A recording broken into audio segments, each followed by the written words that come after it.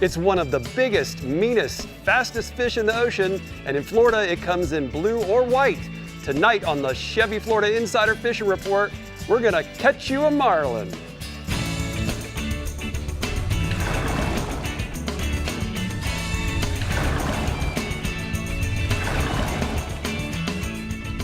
Welcome to the Chevy Florida Insider Fishing Report, presented by Yamaha.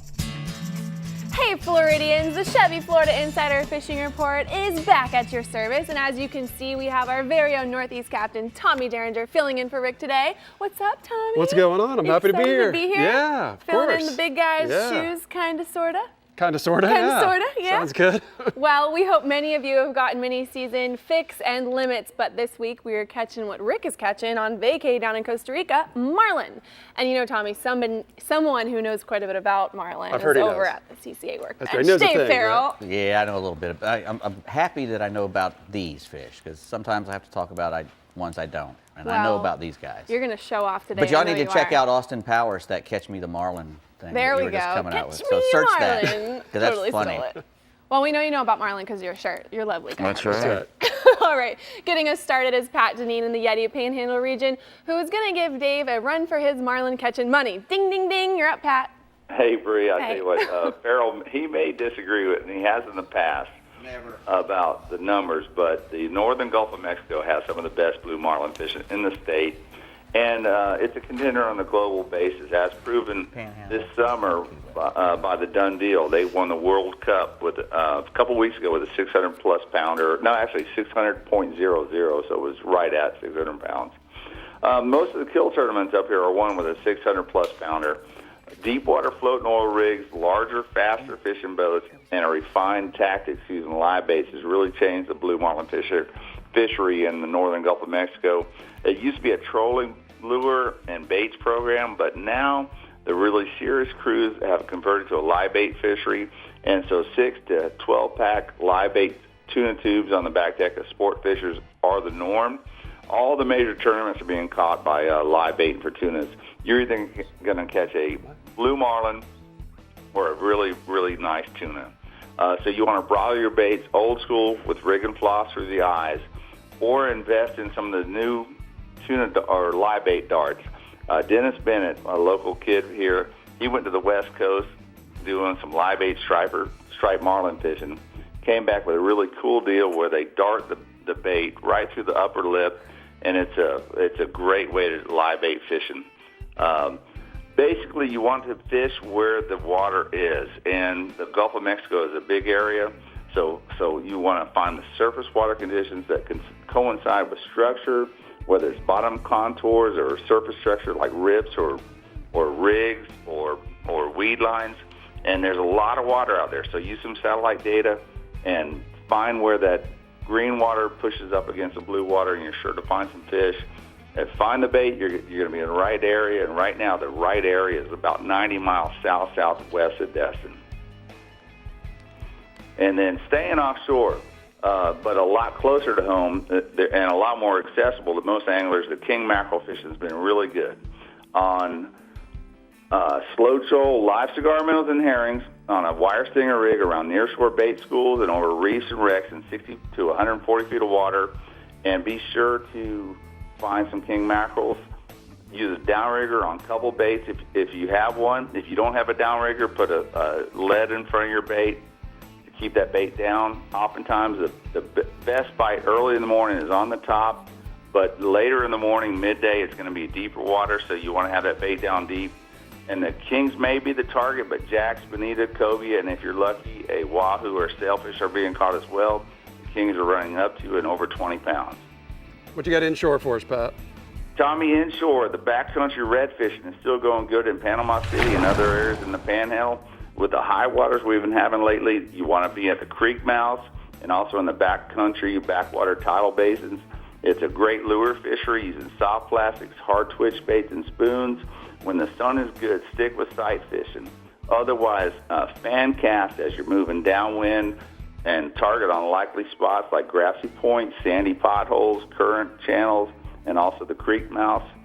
Many of these fish are running up to and just right at the upper slot length.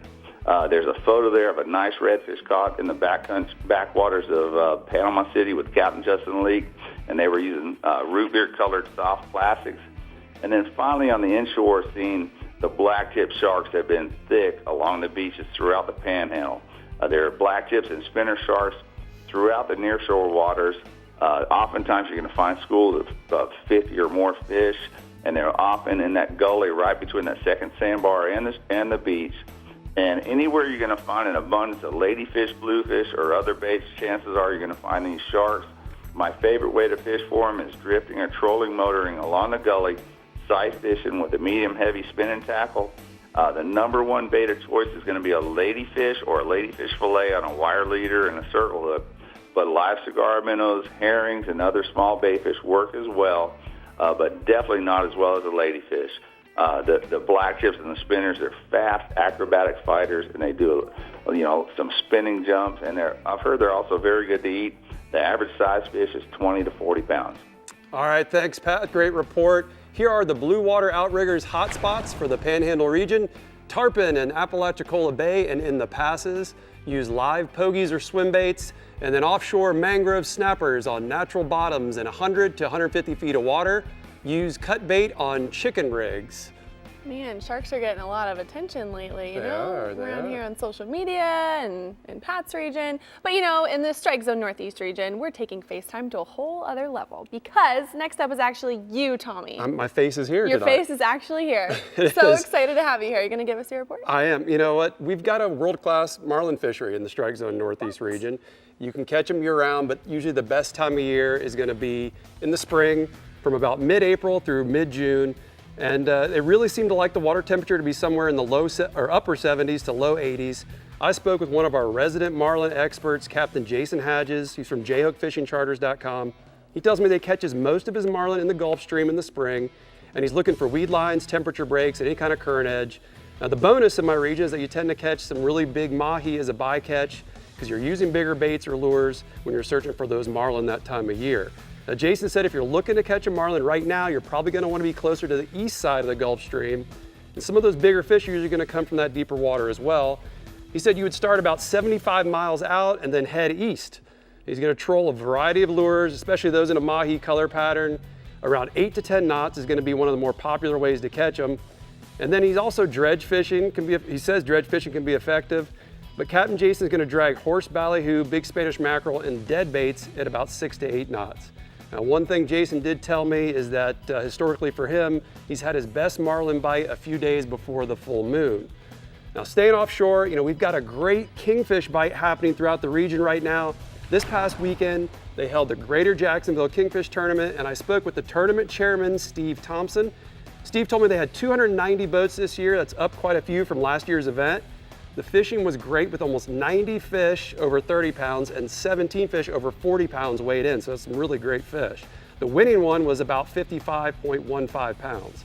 Now the thermocline that was around the previous weeks moved out, and a lot of those fish were caught along the beach slow trolling pogies.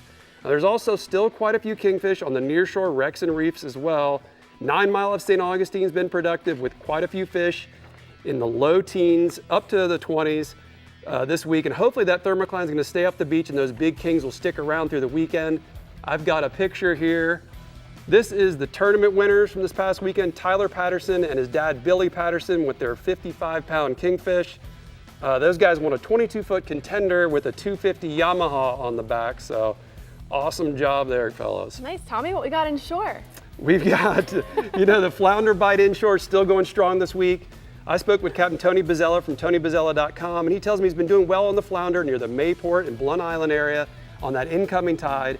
He's looking for cleaner, cooler water around the docks in that area. Now he's tossing a jig. It's heavy enough to hold the bottom with a mud minnow or a mullet up current and just letting the tide bring it back across the bottom. Captain Tony also said he's doing well in the Nassau, Fort George area on that incoming tide where he's fishing over the oyster bars when the water comes across him. I've got another picture here. My buddy Colin Phillips sent me this picture of Dean Hardy. Yeah, that's a beast of a flatty there. Good job, Dean. Doormat. Now, just a quick trout report this week inshore. The trout bite's been good, both at night and first thing in the morning. And just about any dock light throughout the region is going to hold good numbers of trout right now, as long as the tide's moving. A free line live shrimp or mullet's gonna work great, and any kind of soft plastic's gonna work well. Just throw up current, let the bait swing through that lighted area. And then top water plugs have also been working well first thing in the morning around mullet schools. We've been doing well with the trout pattern Rapala skitterwalk. And I've got one last picture here. This is my good buddy, TJ Stein, AKA the Trout Whisperer, with a big trout he caught with me this week right there at first light. Now here are my hot spots for the North Strike Zone Northeast region. Inshore, trout on the dock lights throughout the region. Free line, a live shrimp or a finger mullet on a 3-aught VMC circle hook. And offshore, those kingfish I was talking about on the beach from Jacksonville to Flagler, as well as the nearshore wrecks and reefs out of St. Augustine. Rick, have no fear. The kiddos have got this. Oh, did you hear me throw that little Rickism in there? I did. What we got inshore, bud. That was Did you good, like that? yeah. Like It that? sounded just like him. Getting used to it. Rickism. Well, don't let go of that later just yet, guys. We're headed down to the Keys next and then taking a stroll over to the CCA workbench for a little rigging technique know-how with Marlin master Dave Farrell. And I just called you a master. Yeah, this is the best marlin lure in the whole world. Right here. Right there. Right there. Yes. I like how you pet Maybe those, not Dave. just this one. Yes, oh But wise this one. is. Yes, we'll be back. We'll with talk about it, Yoda for in sure. a little bit. Marlin. The Chevy Florida Insider Fishing Report is brought to you by Chevy, find new roads. Yamaha, reliability starts here. Contender Boats, performance through innovation. Daiquiri Deck, Sarasota's favorite place to meet. Q-Max, maximum saltwater protection. And Sea Sucker, get pumped. You each drive a Ford pickup, right? Yes, sir. I'm going to show you a next generation pickup. Awesome. Let's do this. The bed is made of high-strength steel, which is less susceptible to punctures than aluminum. The stronger, the better. And best of all, this new truck is actually Oh, my. the current Chevy Silverado. It's the Chevy Summer Drive. Get 17% below MSRP on all Silverado 1500 LT pickups. That's over $8,200 on this Chevy Silverado. Find new roads at your local Chevy dealer. Meet the water's lightest 25 horsepower four-stroke, the all-new Yamaha F25, the new standard and 25 horsepower portable four-strokes. At just 126 pounds, it's got the best power-to-weight ratio of any 25 horsepower four-stroke on the water. With performance that bests the previous Yamaha F25 and features like Yamaha's VTS for precise trolling speeds, batteryless EFI, built-in resting pads, and carry handles, it's the perfect portable power for small boats.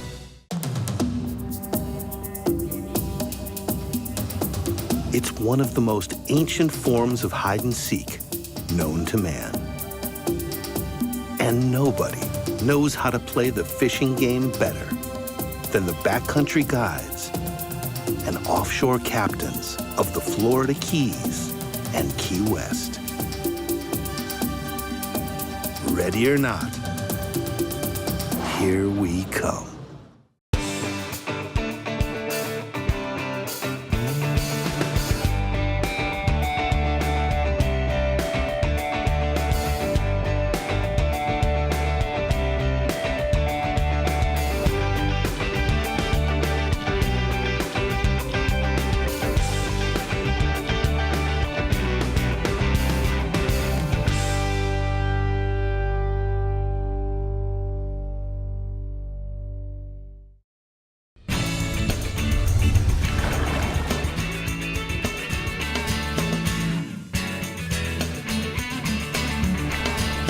Welcome back, guys. Let's now take a look at the FWC news and notes.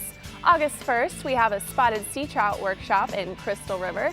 August 5th, you can attend a PS boating course in Palm Beach. And August 14th, there's another PS boating course in St. Petersburg. For more information, visit myfwc.com. But now it's time for Rigs and Techniques.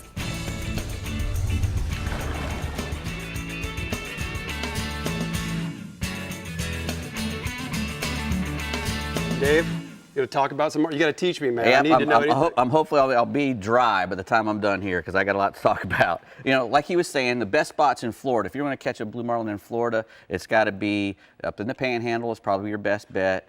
Jacksonville, off to where you live, heard about that. That's what 60 I've heard. miles out there off that 27-fathom ridge there, and even a little further, and probably after that Key West. Woods Wall out there. Those are probably the 3 best places you have a good chance of getting a blue marlin in Florida. Although there's a big school of bonita that hangs outside of Jupiter all summer, and if you were to sit there with a live bait every day for the summer, you'd probably catch a couple. Yeah, you'd probably catch a couple over the course of a summertime. They like bonitas. Yeah, but anytime you're fishing for blue marlins, the first thing you're probably going to do is you're going to put some lures out, and that's mainly just to cover ground and start looking for fish. And plus, you can still get bit, obviously, if you're pulling a lure like that wide range. I said a minute ago that that's probably the best marlin lure in the world.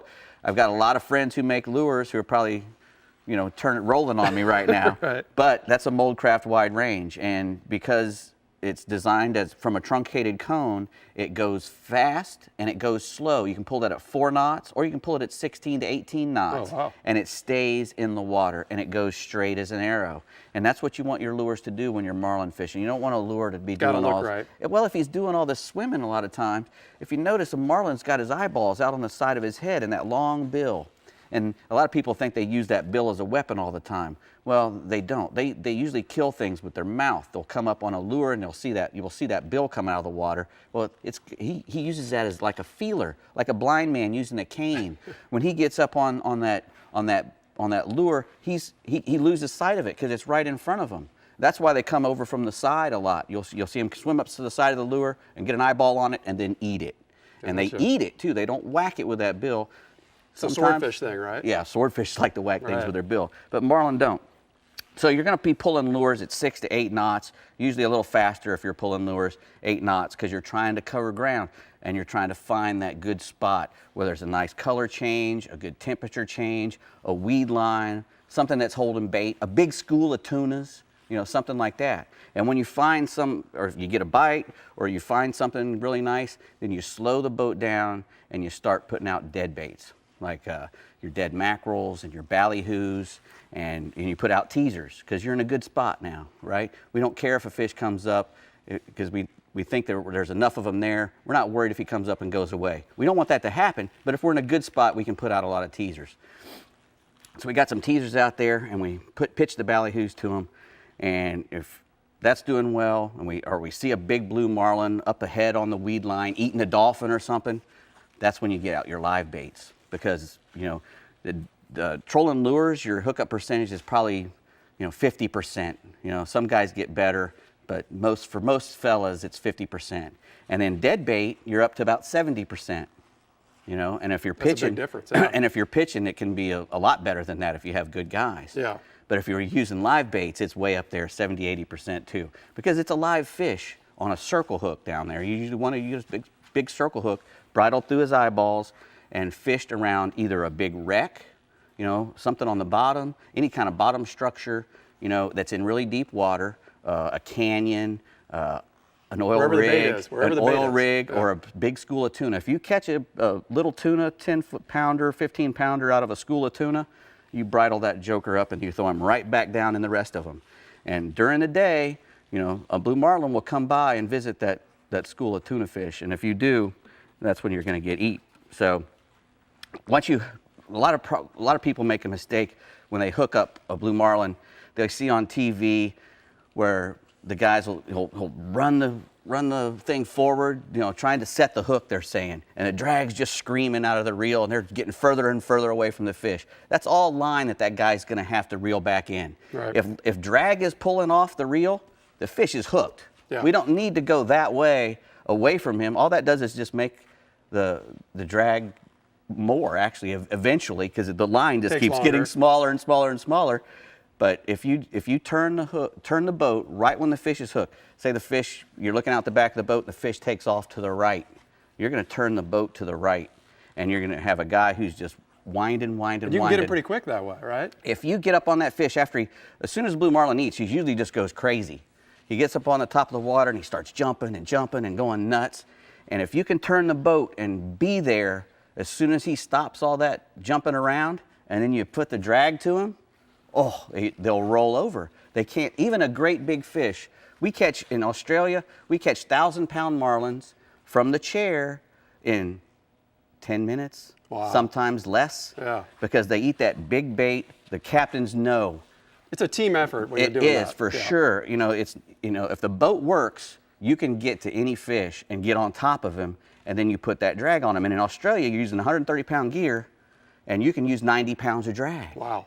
So, and if you're set up right in the chair, you can do it with a smile on your face. Put a lot of pressure you can on put it, a yeah. lot. You're grinning. And it can be just a matter of a couple inches on the gimbal and a couple inches on your harness that makes all the difference in the world. And if you have really good guys who set you up properly, you can put tremendous heat on these fish. And that's what kills every fish, is drag. Now, you'll hear a lot of guys who I told you before, they'll say, oh, if we don't put a lot of drag on them, they'll be up on the surface.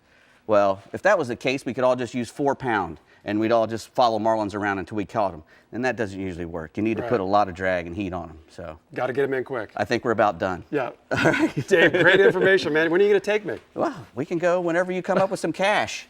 Marlin University, here we come. There you go. Tommy, get that man some water. He just talked a lot. All right, getting lucky in the Keys is easy, but when it comes to Marlin, Captain Randy Tao is going to tell you just how far luck will get you. Take it away, Randy. Hey, good evening, fish fans. You know, when we talk about blue marlin and white marlin in the Keys, it's really a hard fish to go out and target on a daily basis. And most guys who find marlin, they're offshore dolphin fishing generally, and they're trolling lures or they're trolling ballyhoos in the riggers looking for dolphin. And it's very common this time of year for a blue marlin to jump you just out of the blue in the middle of nowhere, or a white marlin when you're looking for dolphin. Now, another way we catch them is when you're in a school of dolphin. A lot of times you're catching schoolies and you're looking for the bigger dolphin to swim up, which never happens to me, but it happens to people.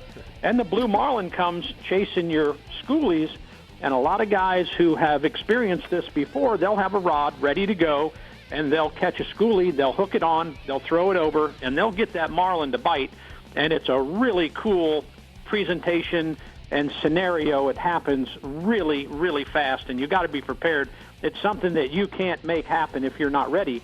And that's how we catch them in the Keys, whether it's Islamorada, Key Largo, down off the Key West area. There's Woods Wall, which is a pretty well-known area, a drop-off that guys do catch marlin. But again, it's very hard to target them and go out there day in, day out fishing for blue marlin. You might get 1 or 2 bites in 5 or 6 trips of prime time, and that's usually around the full moon. The full moons are the best, and it seems like 3 or 4 days before, 3 or 4 days after, for some reason, these blue marlin like to bite, and it's no different around here. Anywhere from 600 feet of water out to 1,400 feet of water is not uncommon to find these fish, but that's how we catch them in the Keys. What else you got offshore, Randy? Blackfin tunas. You know, the tuna bite's been really good. Mainly, everybody's offshore dolphin fishing, and they hit the humps off of Marathon and Islamorada first thing in the morning on their way out, and they're trolling dark feathers, and they're catching some nice fish, nice eating fish right now, 6 to 8 pounds average, and then they move on and they go dolphin fishing, and there's not a lot of guys that spend too much time. Once it gets mid-morning and that sun comes up, these tunas usually go down. Now, what's been happening the last couple of weeks is there's been some real big flocks of birds inside of the humps in about 400 feet, and these birds are holding some really nice tunas on them. And I was talking to Captain Jack Carlson with his boat, 2 Conchs, out of Marathon, and he was telling me that he's finding these big schools of birds with some really nice 25 to 30-pound tunas under them. And I've got a photo of Jack Carlson with a couple of his anglers, J.C. Maps and Braden Lahan, with some tunas they caught on the hump. That's the average size tuna you catch on feathers at the humps right now. Nice. Sounds like fun, Randy. Tell me about some snook. The snook bite is really strong, but I can tell you it's timing. You can miss it by 30 minutes, you won't get a bite. You can be there 30 minutes early, you won't get a bite. You want the good incoming tide. You want that water moving. If it's not moving good enough, they won't bite. If it's moving too fast, it's hard to fish them. So the backcountry right now is really tide sensitive, and you've got to know which corner and which tree and which corner going into some of these channels back there you need to be on. But live filchards, live pinfish have been working really well. And once that current starts to fall, these fish are very hard to feed right now. But the incoming tide's been great. And I've got a picture of Joe and his son Caden I was fishing with a few days ago with a couple of big snook we caught in the backcountry. Whoa, those are some big ones, man. What about bonefish? Bonefish, they're not the favorite on my list. We used to be pretty tight, but we've had a falling out over the years. But there are guys that are catching them. They're back on track, and they're doing pretty well. I guess some of these areas around Islamorada and Marathon have bonefish coming back. Now, they're on the small side. We're not catching the 13 and 14 pounders like we used to, but they are catching bonefish consistently, and a lot of that's coming on the incoming tide, and especially on the bay side, and I refer to the bay side of US 1 highway because it's not that far into the bay where you're going to find these bonefish, and then you'll find them on the ocean side, and that's really within a few hundred yards from US 1, actually on the ocean side. But the incoming tide's been good. A live shrimp, if you can find them, or a small crab is working best. And Captain Tim Klein, who's a bonefish expert in Islamorada, he catches more bonefish than anybody. He tells me he is the absolute best at bone fishing, and he's got a picture of his angler, Will, with a bonefish they caught on fly. Nice, Randy. Thanks for the report. Here are the hot spots for the Florida Keys region. Inshore, bonefish. Fish the incoming tide on the bay side and look for fish in schools pushing water. Cast a small blue crab for best results. Offshore, blackfin tuna. Look on the offshore humps early in the morning and late in the afternoon. During the day, look for large flocks of birds with those tuna busting underneath them. Yeah, Rick's always busting his chops about bonefish. I've never heard the story with Randy and bonefish and why they're not friends. I don't know. I can't imagine why. We'll have to ask him one day. Anyways, there's always tournaments happening in the Keys, so let's see what's coming up. The Robert James Slam Celebrity Tournament is set for September 8th through the 10th in Key West. It's the first of 3 tournaments in the annual Redbone Celebrity Tournament series to raise funds for cystic fibrosis treatment and research. Set for September 15th through the 17th, the Herman Lucerne Memorial Backcountry Fishing Championship is named after the man known as Mr. Everglades. Anglers are to target multiple species within the boundaries of Everglades National Park. The Marathon International Bonefish Tournament is scheduled September 15th through the 17th. This tournament recognizes individual and team champions scoring releases of the largest bonefish and permit, and top anglers in fly and Grand Slam divisions. For 18 years, the Take Stock in Children Backcountry Challenge in Key Largo has offered anglers the opportunity to win coveted trophies for trout, snook, and redfish. This year's tournament is set for September 22nd through the 24th. And if that's not enough tournament for you, Andy Newman's going to take over and give us some more. Let's hear it, Andy. Well, hi guys. We're about halfway through with summer in the Florida Keys, but the 8-month-long Key West Fishing Tournament continues through November 30th. There's more than 40 targeted species and different divisions, including kids and even peewees. This tournament features no entry fee. Weigh catches or register witness releases at several tackle shops in the Lower Keys and Key West. For more details, go to keywestfishingtournament.com, and for more information on all tournaments in the Florida Keys, it's always flakeys.com. Well, thank you very much, Andy. Coming up next on the Chevy Florida Insider Fishing Report, we're taking this wagon west for a little Central West and Northwest region action, so stay tuned. We will be right back. The Chevy Florida Insider Fishing Report is brought to you by Bass Assassin and Saltwater Assassin, the best lures, period. Blue Water Outriggers, everything for your outdoor adventures. The American Fishing Tackle Company, precision tackle and performance clothing since 1958. Best parts, best prices, Bennett Auto Supply. Costa Sunglasses, see what's out there. And Casa Vieja Lodge, 5-star angling in beautiful Guatemala. I'm Captain Rick Murphy, and I'm a life member of CCA. Why am I so involved with CCA, you ask? Because I want our fisheries to be in better shape for my kids and their kids. CCA is working to ensure the future of recreational fisheries and the rights of recreational anglers. The future of fishing starts today with you. How do you want to leave things with your kids? If you're like me, you'll want to make the right choice and go to joinccaflorida.com right now. As close as you're going to get to a sure thing for catching billfish is Guatemala. They're here, man. This has been a 20-year run, buddy. These things haven't left. There's no cycle. When it comes to sail fishing, this is the real deal.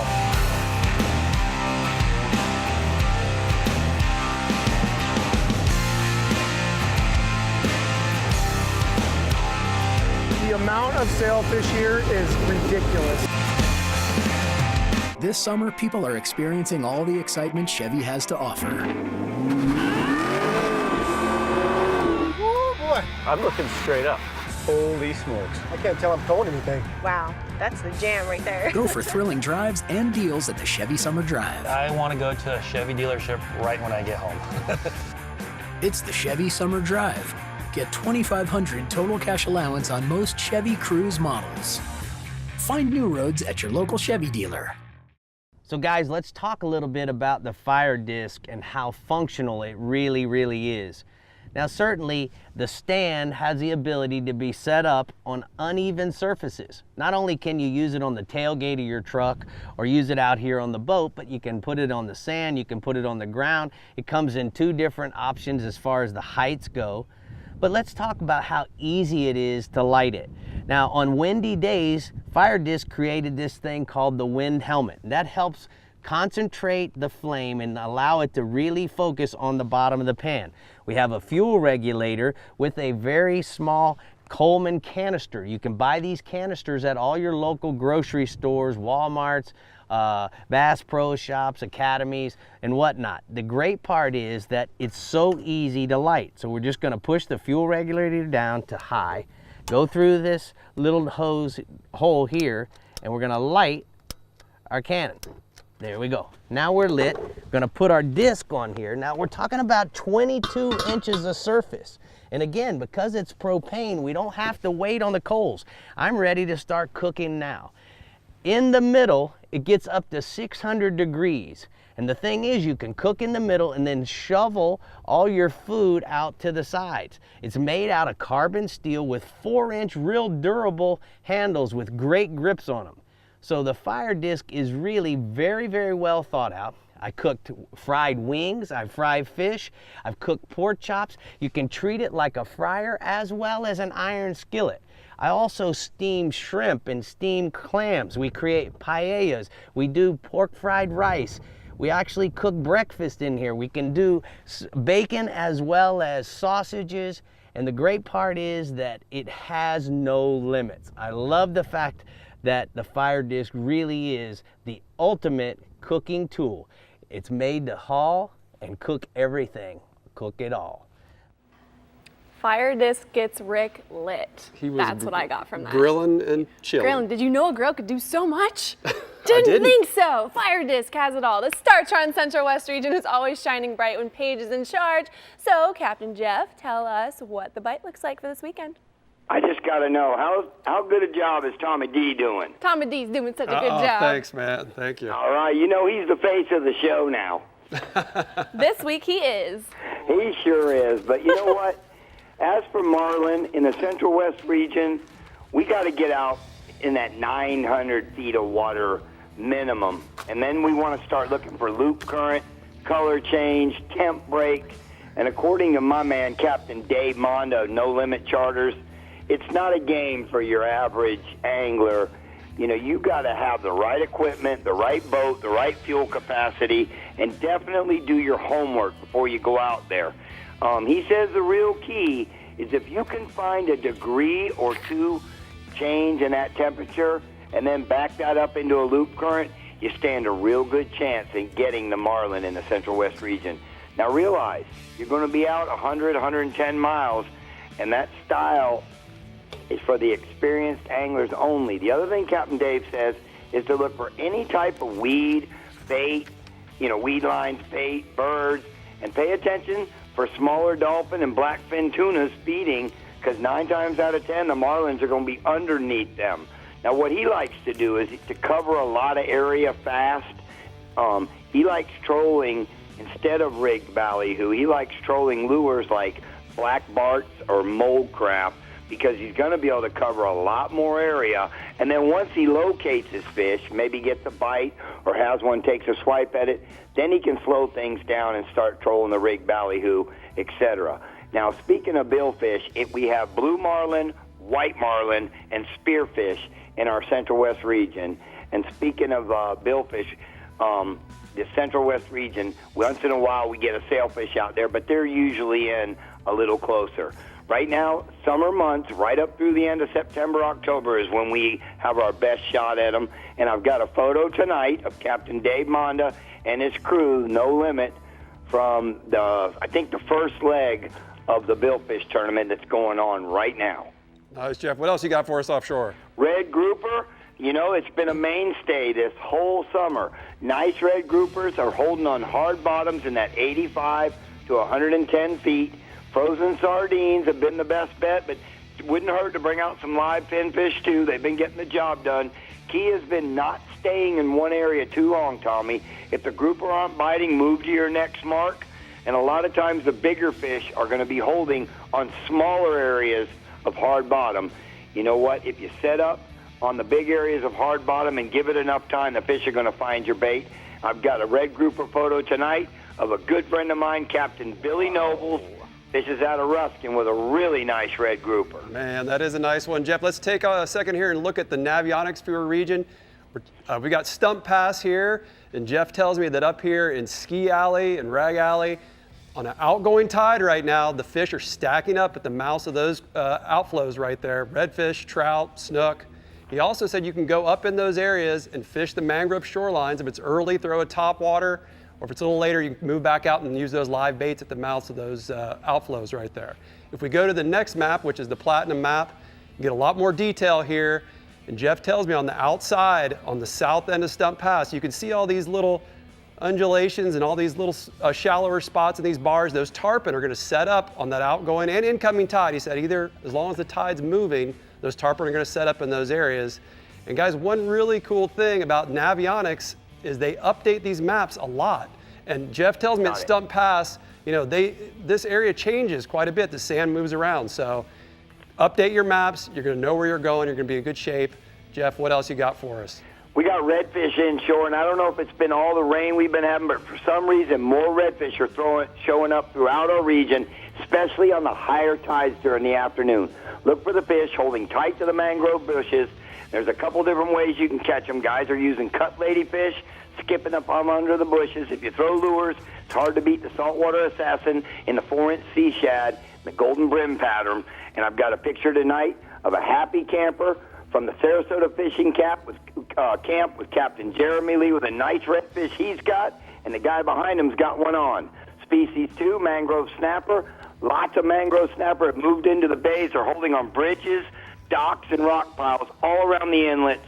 What you want to do is either set up with live bait and downsize your hooks, downsize your leaders, and even downsize your baits.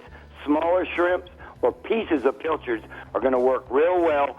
And the bridges like Venice Jetties, Cortez, Manatee Avenue, and then, you know, what the other thing is cutting up little pieces and chumming around the pilings. Once again, you guys, good to see you in there, Tommy, and don't forget, get you a Chevy truck. Thanks, Jeffrey. Great report, man. Here are the hot spots for the Daiquiri Deck Central West region. Inshore tarpon, still lots of tarpon in the Gulf, along the beaches throughout the region. Use live crabs early in the morning, then cut menhaden on the bottom throughout the day. And then offshore, amberjacks, lots of AJs holding on the offshore reefs and ledges in 82 to 100 feet of water. Live pinfish as well as Williamson Vortex jigs. They've been getting the job done. You're looking like your regular weather Navionics man I got over it, there. you know. Proud of you. Got the hand going. I was waiting for a cold front to come big down words, or something. proud of those big words. Yeah. You're doing so good, Tommy. When it comes to Marlin, Captain Jeff Hageman in the Flagler Construction Equipment Northwest region is going to tell you to go along. Hey, Hag. How you doing? Pretty good. You are going to have to go along, and like Paige said, you're going to have to get way out there. You're going to make a long run. Most of the guys that are going out to do it are going to do an overnight trip to make it worthwhile, because it's really not worthwhile running out there for one day, all that distance, unless you got a really fast boat and then coming all the way back in for a little bit of fishing. So most of those guys are making long trips, overnight trips. All the stuff works that you've been hearing about tonight. My region, they like soft heads, islanders, blue and white, purple and white's another great one on our coast. The Loop tournament and the Old Salts tournament always brings in a couple marlin. Jeff was just talking about that earlier today. One guy got one already. So we usually get quite a couple caught during that tournament. But what we do have inshore right now is a lot of gag grouper. They seem to be everywhere throughout my region, from shallow to deep, anywhere from 50 to 120 foot. I'm sorry I can't get any more pinpointed on the depth because they seem to be inshore and offshore. Rock piles and ledges is where you want to be fishing around. Good keeper-sized fish have been caught in all that depth range. 80 to 125-pound fluorocarbon leaders, what you want to use. A 9/0 to 6/0 VMC circle hook, depending on your bait size. Using a big bait, use a little bigger circle hook so they can get that bite into the hook. As far as lead goes, 6 to 8 ounces of lead, depending on the current. If the current's moving faster, you might even have to go up to a 10 ounce, depending on what depth you're fishing in. So you want to just vary that on how you're fishing. Also, if you're not anchoring up and you're drifting, you might want to go to a little heavier lead. And if you're holding over with the motors and power fishing with the boats and backing into it, you might have to use a little bit of heavier lead. Pinfish, grass grunts have been the bait of choice. Moving inshore, I'm going to try something a little different. Haven't been doing this. I'm going to try and cover the whole region for redfish, starting in the lower part of my region from St. Pete to Hudson, including Tampa Bay. The best bite has been top of the tide, of the incoming tide and the beginning of the outgoing tide. You want to fish around the mangrove shoreline. Anything with an overhang that the fish can get up underneath it has been the best bet because they're getting away from the heat. If it's got an oyster bar too, that's even a bigger plus. Pinfish, cut ladyfish, cut mullet, all baits of choice. Just skip it right under the mangrove edge or fish it right on the edge of the shadow line. That's been producing the best bites in that part of the region. And then moving up a little bit further from Hudson to Cedar Key, Captain Jimbo Keith out of Cedar Key reports that the outer islands are producing some good redfish on the outgoing tide. Cut mullet on a knocker rig is what he's been using. And moving a little more further up the coast, Keaton Beach, Captain Pat McGriff of One More Cash Charters, says the redfish right now have been on the shallow outside and outside the creek mouths. He's using silver and gold spoons. That's been working really well. And even further north, in the northern part of my region in Apalachicola, Captain JB of JB Fishing Charters reports that the redfish have been on the outside of the island, and he's fishing cut bait as well. And that's been working well. So pretty much the whole coast, with the exception of Keaton Beach, you want to use that cut bait and let the fish come find the bait instead of sight casting for them. Moving into my second species, snook in the lower half of the region, St. Pete to Anclote Island, has been really on fire right now. Captain Jamie Goodwin of GoFloridaFishing.com out of Tarpon Springs reports the incoming or outgoing tides are producing some great snook on the beaches and around the passes. Pinfish, grunts, sardines, either free-lined or weighted and drifted on the edges of the passes and producing some great fish up to 40 inches. Moving a little bit further up the coast, Captain Mario Costello of the Plantation Inn in Crystal River reports that the snook bite around the deeper cuts in oyster bars and rocky shorelines in Yankeetown. They can be caught right now on any tide as long as it's, the best part has been the last hour of the outgoing tide. He's using a Mirror Little John in that golden green color and an 8-ounce jig head. Most of the snook right now in his region are ranging anywhere from 28 to 38 inches. And still moving up a little bit further on the coast, and this is about as far as snook go. Captain Jimbo Keith, the Saltwater Assassin Fishing Charters from Cedar Key, reports a good snook bite are also coming on that 20 to 30 foot depth range, and he's fishing around the wrecks up there. So that's a little bit offshore for them, but some good snook. And I've got some photos there. The first one's Captain Mario Costello with a nice Crystal River snook. And the second photo is Captain Jimbo Keith with Cedar Key fish. Thanks, Jeff. Man, you know what? You're my heroes. Always have been. Thanks for the report. Here are the hot spots for the Northwest region. Inshore snook along the beaches and passes. Use pinfish and grunts drifted on the outgoing tide. And then offshore, mangrove snapper on any high relief structure from 15 to 60 feet of water. Use small pinfish and cut sardines. Jeff Hageman is your hero? He is. Why? I just want to be like Hag, man. He's just always so happy and chill and just, he's the man. He's the man, man. He's the man. All right, well, keep those heads above water, people, because when we come back, we're headed across the state for some good old East Region fun, and then headed to the CCA workbench for some new product fun with Dave Farrell. Dave? Aren't Marlin lures shiny? They're so shiny. Is this your favorite show, Dave? I do. I think it is, yeah. I think it is, too. I think For you're sure. happy Seems tonight. happy. He seems super happy. In his element. We'll be right back with Shiny Things. Shiny. The Chevy Florida Insider Fishing Report is brought to you by the Florida Keys and Key West. Come as you are. FWC, the Florida Fish and Wildlife Conservation Commission. Navionics, we start where the road ends. Soft Science, supreme comfort footwear. Power Pole, swift, silent, secure. Real legends, exclusively at Bell's. And Maverick Boat Group, makers of premium boat brands Maverick, Hughes, and Pathfinder. Yamaha's 4.2-liter V6 offshore 4-strokes. For those that like their V6 lighter, faster, and stronger. Setting new standards for power, efficiency, speed, and lightweight. Built for the rigors of offshore boating. Packed with Yamaha's legendary reliability. And now Yamaha's 4.2-liter V6 4-strokes offer a choice between digital or mechanical controls to match your rigging preference. Yamaha. Reliability starts here.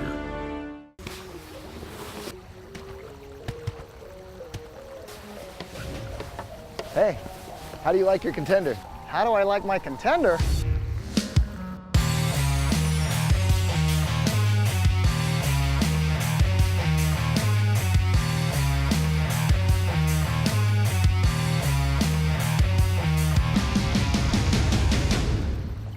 What's not to like? Dude, I just saw a contender, and man, I gotta get me one.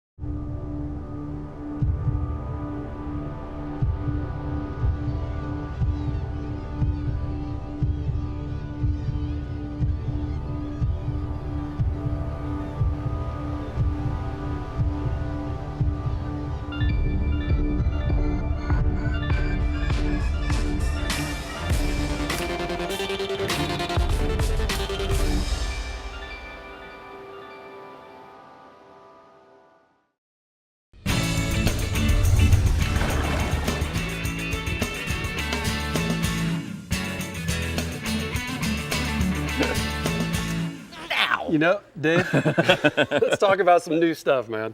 We're talking about Marlin lures because this is a Marlin show. So Yeah, I had some fellas send in some nice Marlin lures, and these are some Bosch lures. You can hold on to them there.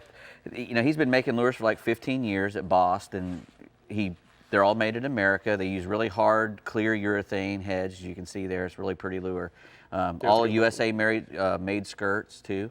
So, all those Marlin lures are keel weighted, which means, they have, that's the Kerry Chen version there. You see it's got a little Kerry Chen art in there. Yeah, but all the Marlin lures are keel weighted, which means that they're going to ride, in one direction so they don't start spinning and whatnot. And they also, come with different head shapes. He makes plunger heads, pusher heads, pretty much just about all the really good heads you can get. This is the one I first gave you was a super plunger, and that's a very common head shape, and so is that little pusher right there. It's kind of like a rat kind of lure. But anyway, these are the Bosch Marlin lures. They also, if you're going to be out there, he also makes these really cool daisy chains for dolphin. They got a bunch of little goomy flying fish on the back and a tiny little Bosch lure at the very end, with a 7/0 hook in it. If you're out there fishing for blue marlin, they'll eat little stuff like that. They will eat this, and also everything else will eat this if you've got it back there too. It acts as a teaser, and a little white marlin or sailfish can come up and eat that daisy chain. Flying fish, daisy chain, all these are from Bosch. And you brought in some really cool stuff from Jacksonville way. Yeah, from Slayer Inc. Yeah, my buddy makes these. These are some really cool baits. It's a paddle tail. This is his new XL version. A great thing about this is that the paddle it'll move no matter, it barely has to be moving for the paddle to move. Yeah, that's if it's very dropping, important. it's paddling. If you're jigging it, it's paddling. The thing moves a lot. You need to put a lot of work into that. Another couple of cool things about this is it's got a little slot on the top for that hook to ride in. So when you have a rig like this, it's going to be really weedless. And it's also got another slot on the bottom, which a lot of these don't, but this one does. So when the fish bites this lure, there's not enough as much material for that thing to come through. Then there. have to push it through a So bunch you of plastic. Yeah, so it's got a little bit more hook for the fish to get its mouth on, which is nice. It makes the hookup ratio a little better. Cool, I like that one there.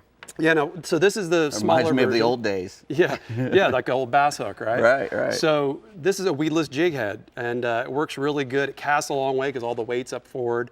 But kind of the same idea as that, if there's a weed guard, instead of going through the bait, the fish, all it has to do is push that down a little bit, and now it's got that big hook sticking out. So great hookup ratio on this guy as well. And this little one paddles like crazy, just like There's the good big one. finish to them too. They're you can tell they're very well molded, really well made. Great stuff, all American made and made in Jacksonville. Great Sweet. stuff. Slayer Inc. If you want to check those out. Next we got that's the brand new live target bait ball spinner rig, and we got these at the ICAST show. When I went to the press conference, they gave a bag full of stuff, and that was one of them. And you can see it's got a little piece of line on there because I took a guy I took a guy fishing with it the first night that ICAST ended. A guy came all the way from Fiji, and I'd fished with him in Australia before. And I said, "What are you doing?" He goes, "I don't have to go out, so I don't have to leave until the next day." I said, "Well, let's go fishing tonight." And we went out and took that thing out, and he caught his first black bass on it. He had several bites. He actually had about a 6-pounder. I can see a few of those bites on it. He had a 6-pounder on that thing. And what's really cool about that little willow and the 3 little artificial baits at the top, as that thing's moving, it's rolling back and forth, and it's got the little paddle tail on the bottom. And he's separated enough from those other 3. When he comes up, he's going to want to eat that thing, and he's going to grab this one on the bottom. And it's been, I tell you, it's been really good. Would have worked well for those peacocks. We went peacock bass fishing today, and I didn't want to take it because I was afraid we were going to lose it. One of those, they would have eaten it. They would have eaten that thing for sure. Real quick, we'll do that bomber. Yeah. It's the bomber all water jointed wake lure, and it's made to go right under the surface. It's a subsurface. It's a wake bait. It's got those giant nickel hooks. Anything you get from bomber is going to be really good. Yeah. So get that bomber jointed. That's awesome. Jointed wake minnow. All right, the last thing we got is for our Bennett promotion. They've got a new AC Delco deep cycle battery is right there. It's a big marine battery. It's maintenance free. So if you want to go get yourself a big battery that's going to last you a long time, you charge it up once. It lasts for a long, long time, and it'll keep your battery. And it'll keep charged. Good trolling motor battery. Especially if it's just sitting for a long time. So maintenance free. Get out and see your Bennett and get you a new battery. Cool. Awesome. Thanks, Dave. No worries, man. Bree? New products, there you have it, Tommy and Dave. If you're in the East region and want to catch you a marlin, Captain Mike Holliday is going to tell you to get lost. Hey, Mike. That's funny, Bree. The thing about blue marlin, they're really the most targetable of the marlin species in my region. And if you want to catch one, you really have basically 2 options. Pull big baits off Palm Beach or pull big baits out deep. This is the time of the year the marlin come in to feed on the juvenile dolphin and the bonita in the area. And off Palm Beach, the stretch of water between Lost Tree Village and the inlet has historically produced some of the most consistent fishing, basically in the area for anglers that like to slow troll bonitas. If you don't live in Palm Beach, your best bet is to rig up horse ballyhoo or small mackerel or pull Kona heads in anywhere from 400 feet of water on out, spending a lot of time working the inshore humps in the atolls like Push Button Hill, or else, running the weed lines where those marlin are hunting for those dolphin and the smaller bonitas. Most of the marlin are under 200 pounds, so you can chase them with 50 to 80 pound stand-up gear. July and August are the best months for blue marlin in my region, so, it's time to put in some time if you want to catch a blue. All right, tell me about the dolphin, Mike. Yeah, this is the time of year for that run-and-gun dolphin game. There's a lot of small fish enclosed and a few larger fish out in deeper water. The key is to run until you find something that looks good, whether that's a rip with a lot of weeds or a large floating object or diving birds that are traveling south or a frigate bird. Run until you find something that looks fishy, put out baits, work that area 15 to 20 minutes. If you don't get a bite, pick up and run again. Look for something that looks good. Put baits out. It's also important to get an early start so that you're the first boat to fish in that spot.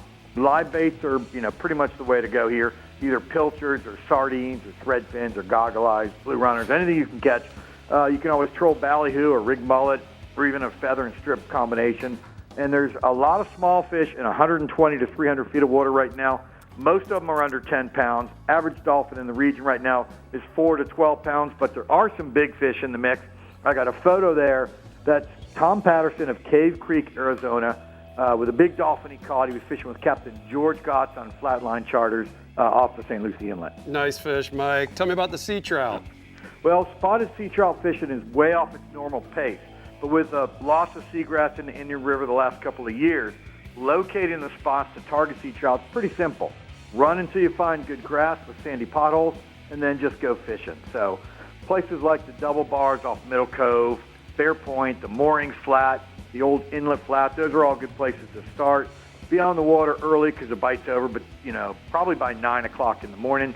There's also a pretty good nighttime bite on the docks right now along the west bank of the Indian River between Midway Road and Savannah Road. And then, you just want to look for the ones that have the lights on them and approach them quietly and either use shrimp or just small flies. And the trout are super aggressive in the morning there, so you can throw 5 or 6 inch shad in Houdini, Papa Smurf, Mama's 14K. Halloween is another good color. My favorite is probably Drunk Monkey. If there's mullet in the area, you can go to a topwater plug or a die dapper, work the edges of the bait schools. Live bait will also work with shrimp, pigfish, and pinfish, all good options. You can free line those shrimp and put the pinfish and pigfish out under popping corks. Average sea trout's going to be 2 to 3 pounds with fish to 5 pounds in the mix. Nice. How about the mangrove snapper? Well, we're getting into that time of year when the mangrove snapper move close to shore to spawn. So basically, every inlet in our region is going to see great snapper fishing for the next 2 months. The best stuff will take place during the slack tides when those fish come out of the rocks to feed. And you don't want to overlook some of the bridges and seawalls that are just inside the inlet, say within a half mile, as a lot of the fish make their way inside to feed on those juvenile pilchards and sardines that are along the shorelines in those areas. For bait, pretty hard to beat a 4 to 6 inch Spanish sardine. A pilchard's a good bait. 3 to 4 inch sand perch or pinfish chunks, those are good for the larger fish. Put them out with just enough weight to hold bottom, 30 to 40 pound fluorocarbon leader, and a 3/0 circle hook. And the average mangrove snapper is going to be like 1 to 3 pounds, but there will be some fish to 8 pounds in the mix. I got a photo there. That's Helena Wilkes with a mangrove snapper. She caught at the St. Lucie Inlet, and that fish ate a live Spanish sardine. Nice. Hey, Mike, you give us an awesome bass report every week. Tell us about the bass fishing. Well, when you're talking freshwater, it's pretty hard to get away from Lake Okeechobee. And, and this is the time of year when you can actually catch more fish on artificials than you do on live shiners. I was talking to Captain Mike Schoen of OkeechobeeBassFishing.com. He's telling me there's been a lot of fish concentrated between the Pierce Canal and Third Point. You want to be on the water in the dark and throw in a white 3/8 ounce spinnerbait with a gold willow leaf blade or a swim jig or a fluke. And, you'll have 20 to 30 fish before the sun gets high in the sky. Then it's time to switch over to a slower moving bait like a trick worm in watermelon red or black with a blue flake. The key is really to find that clean water. Don't fish that black water. If you're looking for big fish, live shiners around the outside grass in your J&S fish camp, that'll get you those big bass up to 7 pounds, but not as many bites. Average bass on Okeechobee right now is 1 to 3 pounds. Thanks, Mike. Appreciate it. Here are the hot spots for the East region. Inshore, triple tail in the Indian River from Jensen Beach Causeway to Southbridge and Fort Pierce. Use live shrimp on the channel markers, and then offshore, mangrove snapper off Fort Pierce in 65 to 80 feet of water. Use Spanish sardines and cigar minnows on 5/0 VMC circle hooks. Okay, CCA, Florida Star, presented by Yamaha, has had 18 tagged redfish recaptured since their release, with 12 being within tournament days. The GMC Pickup, Maverick HP XS, and the Carolina Sport and Fish Boat packages are still available, and youth anglers still have the 2 Carolina skiffs up for grabs. The latest tagged redfish recaptured was released in St. Johns County. A youth angler was fishing with his dad and not only caught his first redfish, but also a star-tagged redfish in the East Creek. The father was familiar with star, but they were not registered. Don't forget about the open divisions that offer a salt marsh skiff, stump knocker, or Bossman boat, plus Textron all-terrain vehicles as first place prizes. So get out there. You have until September 4th and just catch those fish, man. Get registered, become a member. CCA is always doing great stuff. Yeah.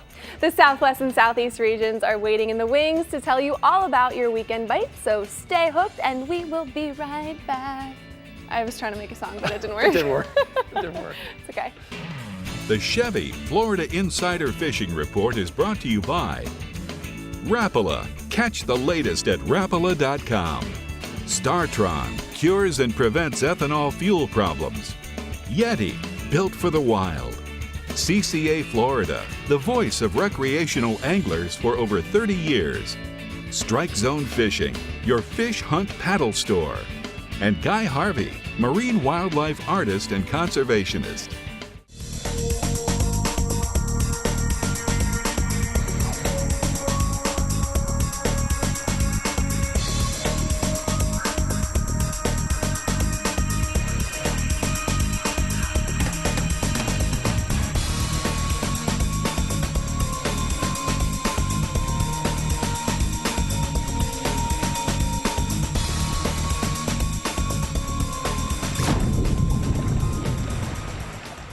You each drive a Ford pickup, right? Yes, sir. I'm going to show you a next generation pickup. Awesome. Let's do this. The bed is made of high-strength steel, which is less susceptible to punctures than aluminum. The stronger, the better. And best of all, this new truck is actually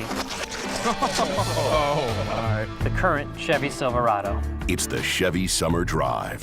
Get 17% below MSRP on all Silverado 1500 LT pickups. That's over $8,200 on this Chevy Silverado. Find new roads at your local Chevy dealer.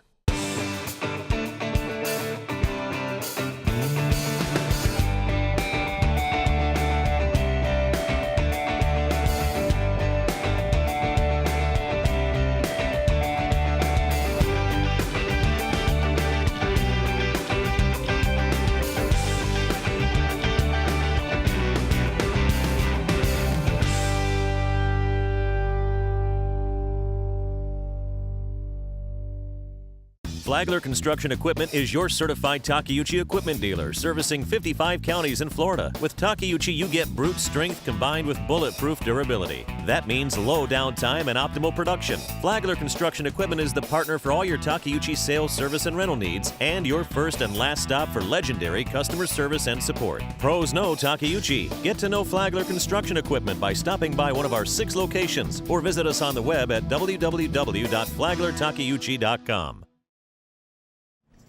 Remember, for weekly reports from our 9 captains, you can go to our website at ChevyFloridaInsiderFishingReport.com. And don't forget to like us on Facebook and follow us on Instagram at Captain Rick Murphy and Official Insider, and at Captain Tommy D. Captain Tommy T. You should change it. Tommy D. Captain Tommy D on Instagram. All right, the Bell's Southwest region may not be popping with Marlin, but Captain Ronnie Houston is going to tell you what is popping. Hey, Ronnie. Well, hey, Bree, you know, the offshore side's been good. Weather's been nice. You just got to dodge the rain. We'll talk about the permits. You want to concentrate right now from Stump Pass to New Pass, strictly focusing on wrecks. Now, you can fish as close as 6 miles up to 25 miles out by either simply anchoring or drifting across the structure up to a quarter mile away in a 360-degree pattern looking for fish on top or looking for the fish on your bottom finder. So if you're sitting on the wreck, you can actually freeline a crab in the current. You can throw one out on the cork, 12 to 18 inches a leader, or simply throw one out with a small split shot. And if you're drifting across the structure, just simply a live crab out the back and then another live crab out the back with a split shot. Figure out where they're out in the water column. And I've got a fine photo of a permit that was caught down south with Captain Brian Sanders fishing a wreck by Brett Alshire. So permit bite, there is plenty of opportunity. Running and gunning is strictly for permits. Now, being that we're talking about running and gunning, the triple tail. Sanibel Goodland for the beach line up to 12 miles out along wrecks, head pins, swim buoys, crab pots, and small fry bait schools. Now, moderate weather has been the best, so you can run the coastline looking for triple tail. But as a pattern, sometimes if you run north, you might only see a couple when you're running that way. But if you run the same patterns back south, you might see 10 instead of running 2 north. So just keep working the pattern. Don't get discouraged. When you are fishing for these triple tail, it's generally an all-day thing. But when you're targeting them, you want to use baits like live pilchards. You can use shrimp. You can use bucktails and small, soft plastic scented baits. I got a couple pictures here. One is a picture of Chris with about a 20-pound triple tail, and Chris with his partner. These fish were caught a couple weeks ago, but the triple tail bite is picked up. That's why I put his pictures on, and he did promise me if I got him on, the next triple tail he caught, he'd send me some of the Ziploc. On the inshore side, we're going to talk about the trout. Now, the water's tannic down south doesn't mean the trout are gone. Concentrate from Lossman's River to Pavilion Key, fishing the grass flats and outer edges on the last of the outgoing to the first of the incoming, which will probably be your mid-afternoon tide this week. Drifting with the wind until you locate them, then you can simply anchor, stake off, or the simplest is put down the power poles and fan cast until the bite tapers off, and then repeat the process. Now also look for the potholes. The biggest trout have been coming out of them on the lower stages of the tide, and top water walk the dog lures have been catching fish up to 25 inches with a simple bass assassin sea shad and chicken on a chain due to the tannic water, or root beer on a noise-making cork, or simply a quarter-ounce jig head bouncing the bottom in the potholes for a variety of fish for a limit. So don't think because the water's tannic, fish are gone. Just search for the grass. Now also the last species is going to be the snook. Naples to Indian Key, fishing the outer beaches, outer Gulf Islands, the early morning high and mid-afternoon high this week along intercoastal docks and seawalls with good water movement.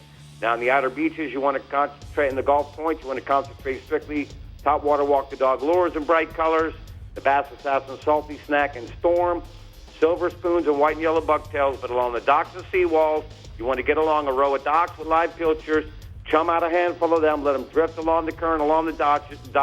Look for these fish to start busting. That way you can simply go down, anchor up, and target them, or simply just weave in and out with the trolling motor from dock to dock, flipping a couple pilchers at a time. And I've got a picture of a nice snook that was just caught with my dad fishing with my brother last week down on the southern end. So there's plenty of opportunity to catch some fish. Weather's going to be great. Just keep an eye on those storms. Thanks, Ronnie. Hey, I got a quick question for you. Yes, sir. You know, when you're tossing that top water plug, there's a couple different ways you can work it. Sometimes people like to pause it. Some people like to work it faster, slower. Do you have a certain way you like to work it this time of year? You know, truthfully, working it at a moderate retrieve just to make the lure go walk the dog. Not too fast, not too slow, just so you hear that lure knocking. And when a lot of guys, what they do is when the fish pops at it, they want to pull that lure. Just keep pretending as the fish is hitting the lure that you're working the lure. You got 9 to 6 hooks on them walk the dog lures. Let him keep coming after it, keep moving it. Sooner or later, if he's aggressive enough, you'll hook up with a nice snook. Awesome, Ronnie. Thank you so much. Great report. You run a tight ship over there, man. Here are the hot spots for the Southwest region. Redfish, Wiggins Pass to Estero along the east side in the early morning and late afternoon high tide. Use live pilchers and pinfish or cut ladyfish, mullet, and pinfish on a knocker rig. And then offshore, red grouper, Marco to Sanibel in 55 to 75 feet of water, fishing hard bottom and using some cut baits. Man, I was gonna ask him how he likes to cook his triple tail. Oh yeah, I think you can't go wrong. It's good no matter how you cook it. That's true. Whatever. I guess your question was a little better. All right, in the Casa Vieja region, marlin can be found, but most just get an F for effort on this one, right, Jimbo? That's correct. Now, you know, we would catch a lot more marlin here in the southeast region if we actually fished for them. The blue marlin that are hooked up and hopefully caught are usually on lighter tackle that are intended for mahi or some other species. And in more instances than not, those marlin are going to win. Now, to target marlin and have a good chance of catching them, we like to use 50 or even 80-pound tackle. We like to fish bigger baits, big horse ballyhoo, mackerel, and big mullet, or medium to large lures with extra strength 9.0 to 12.0 hooks and 200 to 300-pound monofilament leaders. That's what you need to catch these bigger fish. Now, when it comes to lures, there's a lot of debate on which colors to use, but in my experience, it really doesn't make any difference what color lure that you use. Now, most of the marlin encountered are offshore in the blue water from 500 foot on out, and when using natural baits, we troll at around 6 knots, and with lures in the 8 to 10 knot range. And then there's the occasional white marlin that we catch, and since they average only 60 to 80 pounds, they can be handled on lighter tackle. And then most of the whites are caught in the winter and spring on trolled baits and live baits intended for the sailfish. And we're typically fishing 20-pound tackle for those sails. And we average about 1 white marlin and 1 or 2 blue marlin a year. But like I said, if we really fish for them, we would catch a lot more of them. Now, I got a photo here, and this is an estimated 135-pound blue marlin that we caught a couple of weeks ago off Bimini on a lure on 80-pound tackle. So actually, he was not as big as we like to catch on 80, but we caught him, so it's all good. And then staying offshore, Dolphin fishing remains really good throughout the region. We've been finding schools of dolphin anywhere from 10 to 20 miles offshore, mostly under birds. Now, some of these schools have been out in the middle of nowhere. Then we've also found them around weed lines and scattered sargassum and floating debris. And some of the schools have been mixed legal and sublegal size. And then you hit the next school, and the fish are all in the 5 to 8 pound range. You just have to keep looking until you find the right school. Now, the fish are being caught on trolled ballyhoo and small lures, but live baits has been the best bet. If you come across a big patch of grass, like a big patch of sargassum or some floating debris, there's been a lot of bait underneath all this stuff. So what you want to do is drop your sabiki down, catch some of these baits. They're going to be small blue runners, small rainbow runners, and that is what these dolphins are eating on. So if they're a little finicky, catch some of these live baits, put them in your well. That's exactly what they've been eating. And even if you just come upon a patch of grass with no dolphin first thing in the morning, catch those baits. So when you do find them, you're ready for them. Now moving inshore, the bone fishing on the flats of Biscayne Bay has been really good first thing in the morning before that water on top of the flats gets too hot. And you want to look for tailing bonefish on the inside and outside flats from Soldier's Key south to Angelfish Creek, and the outgoing tide has been the best. Then after the water gets really warm, say after about 10 o'clock, look for those fish on the deeper edges of the flats over a light-colored bottom. And then late in the afternoon, or just after you have a rainstorm that comes by that cools that water, they start to come back on top of the flats. And the best baits have been small crab and crab pattern flies. Staying inshore, silk fishing is starting to pick up throughout the southeast region. These fish are starting to school up in the inlets. They're also being caught around the piers and jetties and the lit bridges and dock lights of the intercoastal waterway. Live pilchards, herrings, mullet, and croakers have been the best baits, but any other good live bait will work. They're also being caught on jigs and soft plastic. Now in the inlets, they've been biting the live baits drifted near the bottom on any tide, and the water's been murky. They've been biting throughout the day, and when the water's been clear, the mornings and evenings have been the best. And then around the bridges and the piers, outgoing tide in the evenings is when these snook are going to bite the best. Thanks, Jimbo. Yeah, you're over in Bimini right now, aren't you? We are in Bimini as we speak, correct. Doing some fishing, I assume. Yeah, we've been fishing. We've been looking for those marlin every day, but they've been eluding us, or I've been steering around them, one or the other, or both. Well, that's because we've been catching some dolphin, and that's because they're all in Florida. I guess they sure as heck haven't been over here, but maybe tomorrow's the day. All right, thanks, Jimbo. Appreciate it. Here are the hot spots for the southeast region. Inshore, bonefish hit the Biscayne Bay flats early in the morning before it gets too hot, and look for tailing bonefish. And then offshore, dolphin, look offshore around grass patches, floating debris, and any kind of bird activity. I call him Jiminy Bimini. I like that, Jiminy Bimini. Because he's always in Bimini. Is he? But he's not catching Must be nice. He sent them all our way. He does. Go get them, guys. Okay, Central Easterners, we know you've been waiting patiently for your beloved captain. So coming up next, we're giving him to you right here on the Chevy Florida Insider Fishing Report. Teamwork makes a dream work. More songs. That was a good one. The Chevy Florida Insider Fishing Report is brought to you by Chevy. Find new roads. Yamaha, reliability starts here. Suffix, the world's most hardcore fishing line. The IGFA, conservation through education. Get your hands wet. Flagler Construction Equipment, your exclusive Takeuchi dealer. And Okuma, inspired fishing. When you're moving a big offshore boat, it's all about thrust and trust. For thrust, nothing compares to the Yamaha purpose-built 5.3-liter V8 Power Pioneer. And for trust, Yamaha's new F350C model becomes the only outboard in its horsepower class to feature a 5-year limited warranty. Never settle for less than complete confidence and control in the open water. That's Yamaha V8 Power. Get the best and forget the rest. Inside you, there's an outside you. A you that takes the road less traveled than the road less traveled, and finds the comforts of home extremely uncomfortable.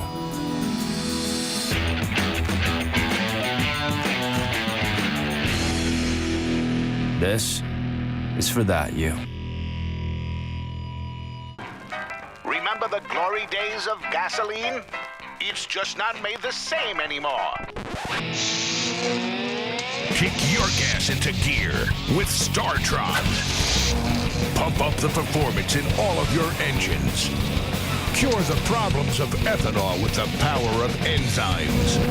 And maximize your mileage every time you drive. Kickstart your engines with StarTron. This summer, people are experiencing all the excitement Chevy has to offer. Oh boy. I'm looking straight up.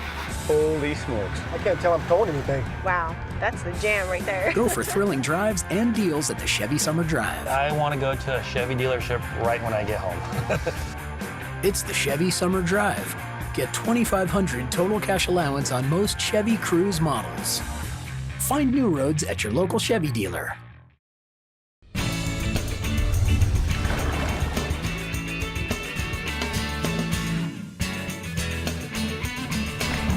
Hi, I'm Robert Shamel with JL Marine and your Power Pole tip. Today we're going to talk about the new Power Pole pump. It's been completely redesigned to be even more compact with increased performance. It also comes with the connectors pre-installed so that adding our new heavy-duty hydraulic hose is simple and easy. Another thing that we've added is very large buttons, so when they're inside your boat you can quickly connect to your remote control and it makes programming a snap. Also, it still connects to our Sea Monster app, so you can customize all of your settings like speed, sensitivity, or pole selection. They also communicate with the controllers 100 times faster than ever before. Now our next tip is going to be all about those remote controls and how to use them and what they offer. And that's today's Power Pole tip. Something about Power Pole, Tommy? You know what, Bree?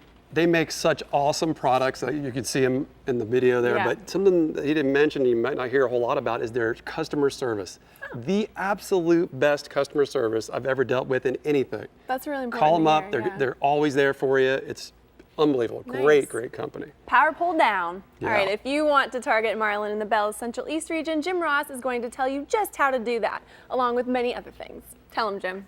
That's exactly right, Bree, and hey, Tommy, and hey, Dave. We're going to roll this thing right into October because that's when our Marlin are going to come back and get best. You know, if there's anybody in this area that knows about Marlin, Dave is definitely one of those guys. But we got a couple of other guys that get out there and catch some fish, too. Most of those fish are on the eastern side of our Gulf Stream, and anglers will pull large skirts, some big lures. If they put some ballyhoo with them, they typically use a larger skirted ballyhoo, or sometimes they'll put Spanish mackerel out there as well. Now, if you're looking for the white marlin instead of the blue marlin, you want to downsize your lures just a little bit. They seem to, obviously they're smaller fish. They're going to bite a smaller bait a little bit more aggressively than they will some of those really large plunger-style baits and things. And if you add a mullet dredge, that really turns those fish on when they come into your spread. It'll also put some sailfish in your spread, too, which aren't a bad thing. But those white marlin will really come to your spread if you put a big mullet dredge out there. Now, for the marlin, you want to look in the 200 to 300-foot depths on the western side of the Gulf Stream.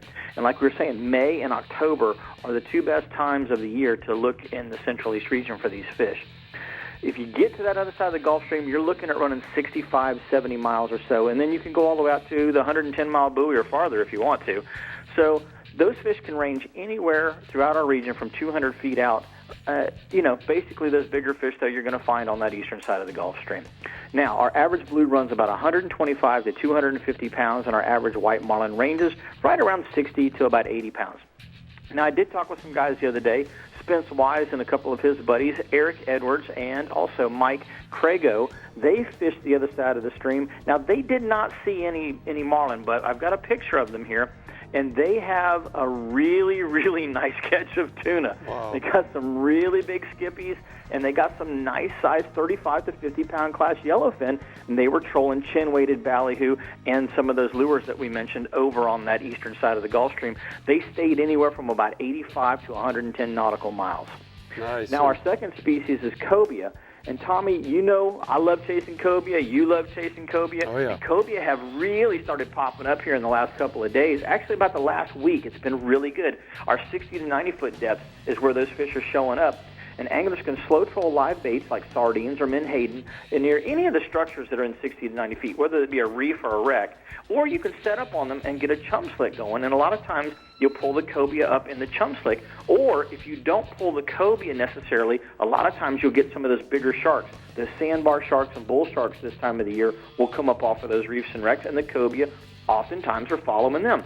So get out there, put your chum out there. Hopefully you'll get a cobia. Just remember that our average cobia is running about 20 to 30 pounds. You're going to need to really crank down on that drag, get them to the boat, and get those fish over the gunnel so those sharks don't eat them before you get them up there to where you can actually get them in the boat. Now, the other thing that we've got is tarpon swinging inshore. Along the beaches, we talk about it a lot, but we've got a lot of small to medium-sized tarpon in the Banana River and the Mosquito Lagoon right now. 5 to 50-pound fish. They're striking lures, they're striking flies, and they're striking small bait fish. So if you guys and gals can get out there and find some rolling fish, you should be able to find them in the residential canals, that creek outflows, and some of the dredge holes right now, especially in the Banana and Mosquito Lagoons. They're also on the deeper flats on the north and south side of the Pineda Causeway. You can throw those 8-centimeter Rapala X-Wraps or the 7-centimeter subwalk lures, or if you're throwing flies, a deceiver or a Clouser minnow-style fly works really well for tarpon. You should drop the down on your leader size, though, for these inshore fish. 25 to 40-pound test is what you're going to use. Don't use that traditional 50 or 60-pound test leader. They're going to get shy. They're going to turn away from those bigger leaders. So drop down. You'll get more bites. You may lose one or two, but you're going to do really good on some of those smaller juvenile fish that we talked about. Our last species, snook. I'll tell you what, snook have turned on this week. The Ponce Inlet area and the Canaveral area, you got fish out there. They're getting ready to spawn on this new moon, and there's a bunch of fish out there. Live croakers and menhaden and pilchards, herring, any kind of herring bait works really good, especially around the jetties and piers. Lures like the 5-inch Storm Soft plastic swim bait, the new Rapala long cast, or those old school flare hawks work really well, especially at Sebastian at night. I've got a photo here of Rick Renfro and John Denninghoff with a pair of nice snook that they landed just the other day using some live menhaden near one of those jetties. Nice, Jim. You the man. Thanks so much. Here are the sea sucker hotspots for the Central East region. Inshore, baby tarpon that Jim was just talking about near the creeks and runouts use small flies and lures that imitate those glass minnows. And offshore, east side of the Gulf Stream for skipjack and yellowfin tuna, troll dark colored lures at about 10 to 14 knots. Tommy, I know you always have fun names for things like drinks, drinky poos. Drinky poos, yeah. Yes. Do you have a fun name for cobia? Cobia poo? No, I don't know. How about Kobe 1 Kenobi? Oh, that's good. Kobe we could go 1. with that. How's that?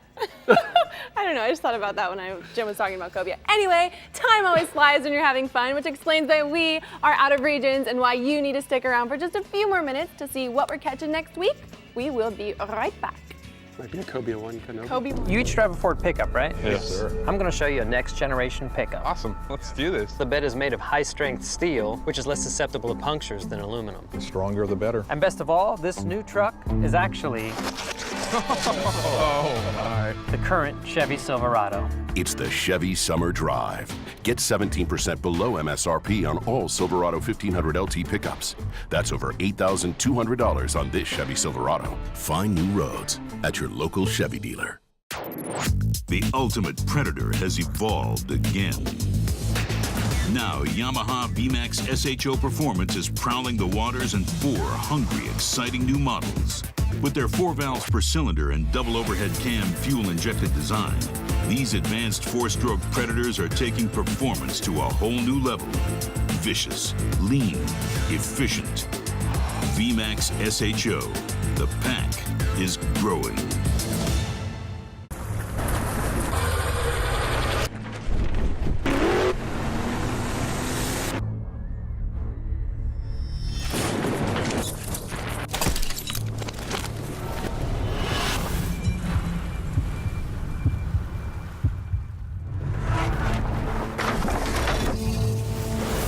When you're paid to put fish in the boat, you don't mess around with the thing that puts fish in the boat. Always use the best line. Thanks for tuning in to the Chevy Florida Insider Fishing Report. Be sure to like us on Facebook and follow us on Twitter and Instagram to keep up with our captains, contests, and appearances. You never have to miss a show. You can find full episodes, special segments, and updated fishing reports from your region right on our homepage. Just head to ChevyFloridaInsiderFishingReport.com for everything you need to know to stay hooked up. Welcome back, guys. Next week we are talking all about the tunas, so make sure you tune in on Thursday, Friday, Saturday. Check your local listings for reports.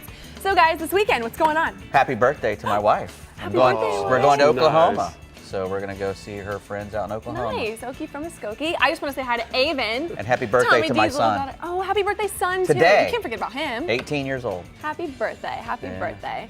Well, Avon, cute Avon, little she's- daughter. Yeah, hi, We Avon. miss you. Tommy. She's your biggest fan, Brie. Oh, I love her. I'm her biggest fan, Molly's too. pretty big, too, though. Well, She guys, loves you. We had a great show. Missed Rick a ton. We did. Yes, and we'll we see you did. next week. Let's do the Tommy D dance-off. Yeah.